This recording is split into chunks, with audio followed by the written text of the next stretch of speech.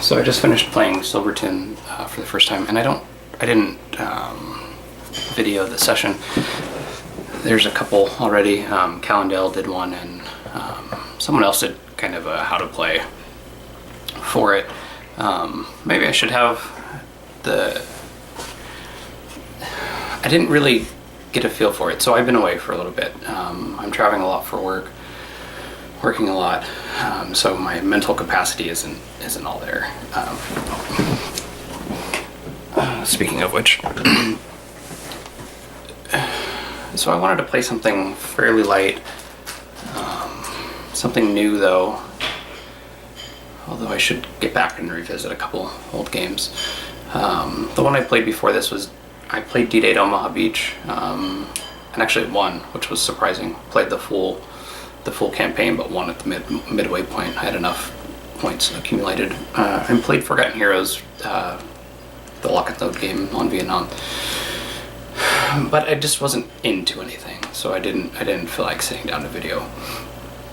With Silverton, it was the same way, but finishing it up, I thought, I should sit down and talk about it. So it took me about a week to get started with the game. You have to go through and sticker all these little plastic mini poker chip things, and then these wooden discs you have to sticker.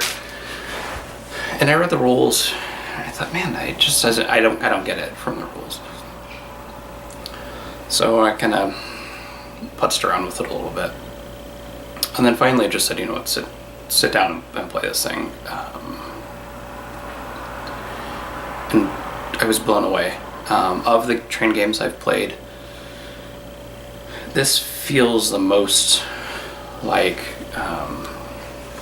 what I've read about the actual building and operation of trains in the mid to late 1800s. I actually took a trip to Silverton a couple months ago. Took a trip to Durango and then took the train up to Silverton, which is actually this train here. And had a lot of fun on it, which is what made me pick the game up. Said, I want to check this out. So there's no stock market. There's a little interaction between the players, but everyone kind of owns their own. Excuse me, I'm feeling a little under the weather. Everyone owns their own railroad, which is what these cubes are. You buy track and you lay this.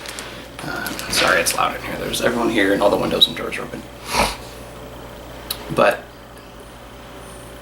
in this game, you have to lay out surveyors to then build the track, and there can be conflict between the surveyors. You can prospect claims in the different towns to pick up resources, gold, silver, copper. Leadville is a big player in the game, but there's no lead, I don't think. At least I didn't see any. And then it's like coal, lumber. I think that's it. But anyway, so you put the prospectors out on a claim, get the claim, and so there's this speculative aspect of it that you're going to buy this claim, you have to pay for it, and then it might not produce anything. So a couple of the Leadville claims. Leadville's the big player in the game. It's not Silverton, surprisingly, because Silverton wasn't terribly active in the actual market. It was a big player, but not as big as Leadville. So you get these claims, and they might not ever operate. And then even if they do operate, the price fluctuates based on. Maybe I should. Should I wear the hat while I'm talking about the train game? I picked this up actually in Silverton. The claims might only produce once. Even if they do keep producing, the price might keep going down if people keep selling. Very, very cool. Some of the routes on the board are white, which means they can't operate during the winter because they're snowed out, which is a neat little aspect.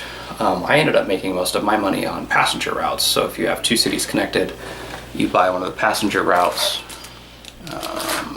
which I don't have out here. This is the claim card. Very cool artwork on the back. I really like that. So the passenger routes, if you have the cities already connected, you put a prospector on it, which means you're not getting a claim if you only have one prospector.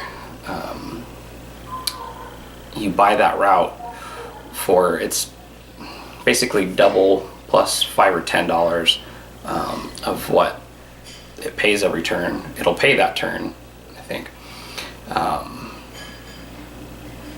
So right away you're making your money back, but you're putting a lot of money out to hope to get money back in. But just the way the game works together is really, really cool. I don't miss the stock market as much as I like that in the 18xx games. It ends up being about that. This feels like operating a railroad instead of operating, Credit Mobilier or something like that. The focus is on building an efficient, maybe not even efficient, but building track to pick up these goods and deliver them, to pick up passengers and deliver the passengers, which works. Very engaging, really quick to play. There's only like 6 steps to the game turn for the basic game, 7 for the advanced game. But it feels right, which when I'm playing a game, that's really what I'm looking for. I want it to feel like I'm doing what I'm doing, which I think is what I like so much about train games. You're picking stuff up, you're building routes, delivering, making money. So this, you're not really picking anything up. It's not like a Crayon Rails where you're moving. It's just, hey, I have this connection and it's operating. And I guess each turn is like 4 months, and so that makes sense that you wouldn't actually move a train. So yeah, much better even than I was expecting. Definitely better than the rules. The rules are very well written. It just didn't seem like, I need to play this game right now from the rules. It kind of seemed a little incongruous, but sitting down to actually play, everything works together. Everything flows really, really smoothly.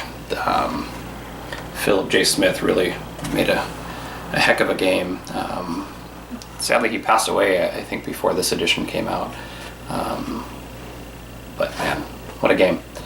Silverton by Phillip J. Smith and Mayfair Games.